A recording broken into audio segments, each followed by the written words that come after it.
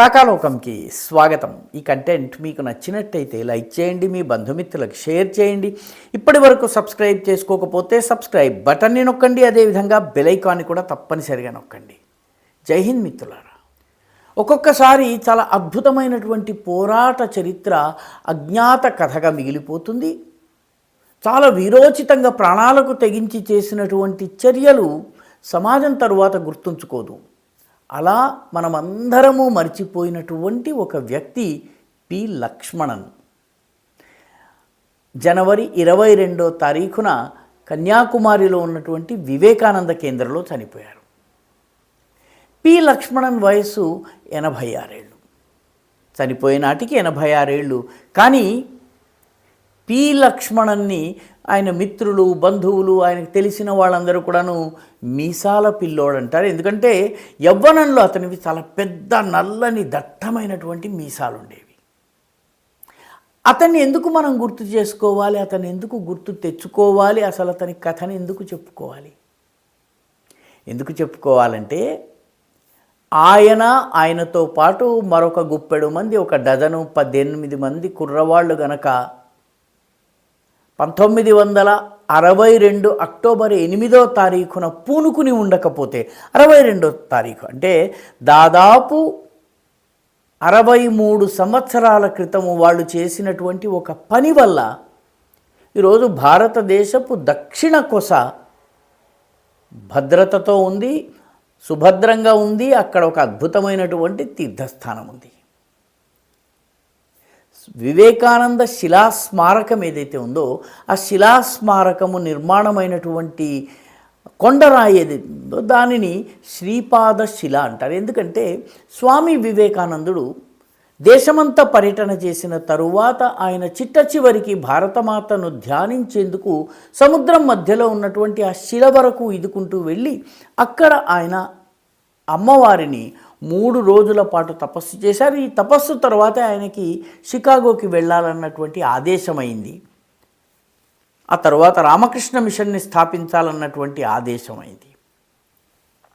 స్వామి వివేకానందునికి మార్గదర్శనం చూపినటువంటి ఆ తపస్సు చేసిన చోటు శ్రీపాద శిలగా పేరు పొందింది. శ్రీపాద శిలను కబ్జా చేసుకుని అక్కడ ఒక మత చిహ్నాన్ని పెట్టడానికి, శిలువను పెట్టడానికి పెద్ద ఎత్తున ప్రయత్నం జరిగింది. అక్కడ ఉన్నటువంటి మిషనరీలు వెళ్ళి శ్రీపాద శిల మీద ఒక శిలువను కూడా స్థాపించారు. అంతేకాకుండా వాళ్ళు అసలు ఈ జిల్లా పేరు కన్యాకుమారి కాదు, ఇది కన్యకామేరీ జిల్లా అనడం మొదలుపెట్టారు. పోస్టల్ అడ్రస్లో అక్కడ ఇక్కడ కన్యకామేరీ డిస్ట్రిక్ట్ అని రాయడం మొదలుపెట్టారు. నెమ్మదిగా కన్యాకుమారి నుంచి ఆ జిల్లా కన్యకామేరీ అవుతూ వచ్చింది.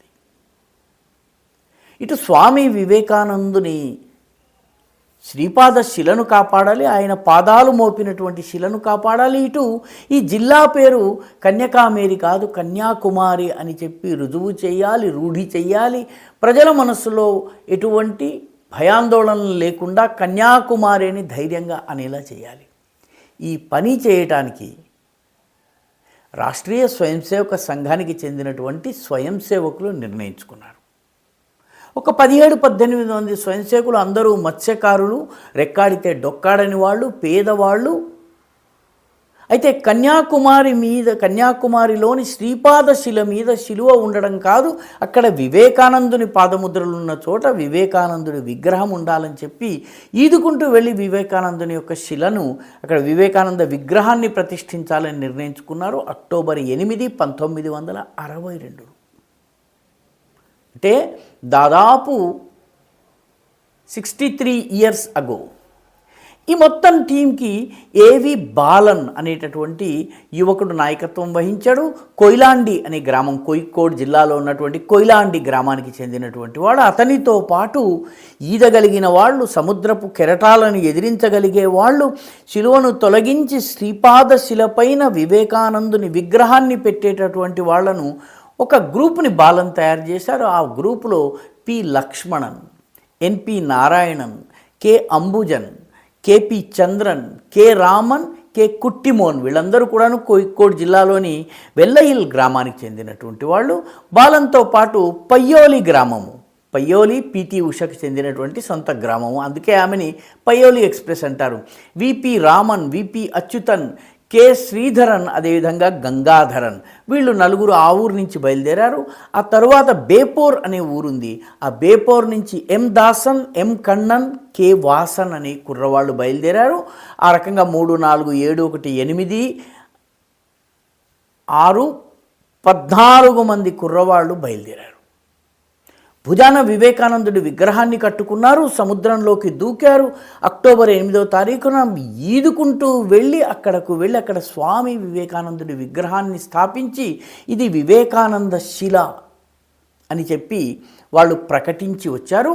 అక్కడ కాపలా కూడా కాశారు. వేరే శక్తులు వచ్చి వివేకానందుడి విగ్రహానికి అపకారం చేయకుండా, లేకపోతే దాన్ని తొలగించకుండా అక్కడ వాళ్ళు కాపలా కాశారు. ఆ తరువాత అక్కడ వివేకానందుడి ఒక విగ్రహం పెడితే సరిపోదు, వివేకానందుని యొక్క శత జయంతి సందర్భంగా అక్కడ వివేకానంద శిలా స్మారకాన్ని కట్టాలన్నటువంటి నిర్ణయం ఆర్ఎస్ఎస్ చేసింది.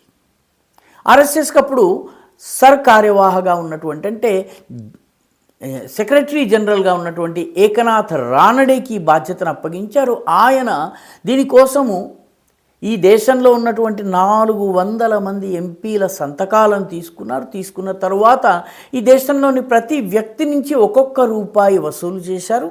ఒక్కొక్క రూపాయి మాత్రమే. దానితో వివేకానంద శిలా స్మారకాన్ని ఆయన కట్టించారు. వివేకానంద శిలా స్మారకం ఈరోజు లక్షలాది మంది కార్యకర్తలకు ప్రేరణనిస్తోంది. వివేకానంద వాణిని వినిపిస్తోంది. వివేకానందుని ఆదర్శంతో తయారయ్యే యువకులను దేశవ్యాప్తంగా అనేక చోట్ల పనిచేసేందుకు పంపుతోంది. అరుణాచల్ ప్రదేశ్లో, అస్సాంలో, తమిళనాడులో, ఈశాన్య రాష్ట్రాల్లో, కేరళలో, గుజరాత్లో, అన్ని రాష్ట్రాల్లో ఈరోజు వివేకానంద కేంద్ర పని ఉంది. ఈ మొత్తము పనికి పునాది వేసినటువంటి ఆ 14-15 మంది కార్యకర్తల్లో ఒకడు పి లక్ష్మణన్. లక్ష్మణన్ వయసు దాటిన తరువాత ఆయన నేను ఇంకెక్కడికి వెళ్ళను, నేను వివేకానంద కేంద్రంలోనే ఉంటానని కేంద్రంలోనే చివరి రోజులన్నీ గడిపారు. ఆయన జనవరి 22న చనిపోయారు.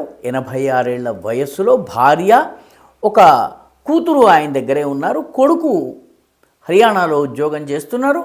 కానీ ఊరు లేకుండా, పేరు లేకుండా, ప్రఖ్యాతిని కోరుకోకుండా, ఎక్కడ కూడాను తన పేరు రావద్దన్నటువంటి, ఏ రకమైన ప్రచారము వద్దన్నటువంటి భావనతో, పూర్తి నిస్వార్థ భావనతో దేశం కోసం, స్వామి వివేకానందుని స్మృతిని నిలబెట్టడం కోసము, కన్యాకుమారి కన్యకామేరి కాకుండా ఉండాలన్నటువంటి తపనతో పి లక్ష్మణన్ వంటి వాళ్ళందరూ కూడాను ఆ రోజు పోరాటం చేశారు. కాబట్టి ఈరోజు వివేకానంద శిలా స్మారకం అక్కడ ఉంది. ఆ 1962 అక్టోబర్ 8న వెళ్ళినటువంటి బ్యాచ్లో ఇప్పుడు కేవలం 2 బ్రతుకున్నారు. బేపూర్కి చెందినటువంటి ఎం దాసన్, అదేవిధంగా కొయిలాండికి చెందినటువంటి ఏవి బాలన్, వీళ్ళు మాత్రమే బ్రతుకున్నారు. మిగిలిన వాళ్ళందరూ కూడా చనిపోయారు. లక్ష్మణ్కు 22 జనవరిన చనిపోయారు. లక్ష్మణ్ వంటి అనామకంగా ఉండిపోయినటువంటి అజ్ఞాత వీరుల త్యాగ ఫలంగానే ఈరోజు వివేకానంద వాణి దేశమంతా వినిపిస్తోంది. తమాషా ఏంటంటే అక్టోబర్ 8, 1962లో ఈ దేశం యొక్క దక్షిణ కొసన సంస్కృతి పైన, దేశం పైన వచ్చినటువంటి ఒక పెద్ద ముప్పుని తొలగించి వివేకానందుని విగ్రహాన్ని ప్రతిష్ఠించడంలో పి లక్ష్మణన్ లాంటి వాళ్ళు పనిచేశారు. సరిగ్గా 15 రోజుల తర్వాత దేశపు ఉత్తర కొసన, అటు లద్దాఖ్లో, ఇటు అరుణాచల్ ప్రదేశ్లో చైనా దాడి చేసింది. అప్పుడు మళ్ళీ ఇదే భారతీయ యువత చైనాకి వ్యతిరేకంగా పోరాడింది. 15 రోజుల వ్యవధిలో ఇటు దక్షిణాన, అటు ఉత్తరాన దేశ భద్రత కోసము, దేశ సమగ్రత కోసము, దేశ సంస్కృతి కోసము, దేశం యొక్క జీవన విలువల కోసము 2 విలక్షణమైన పోరాటాలు జరిగాయి. అందులో ఒక పోరాటానికి సాక్షి పి లక్ష్మణన్ జనవరి 22న. ఈ వీడియో మీకు నచ్చినట్టయితే లైక్ చేయండి, షేర్ చేయండి, ఈ ఛానల్కు సబ్స్క్రైబ్ చేయండి. మీ అభిప్రాయాన్ని కమెంట్ల రూపంలో తప్పనిసరిగా పంపించండి.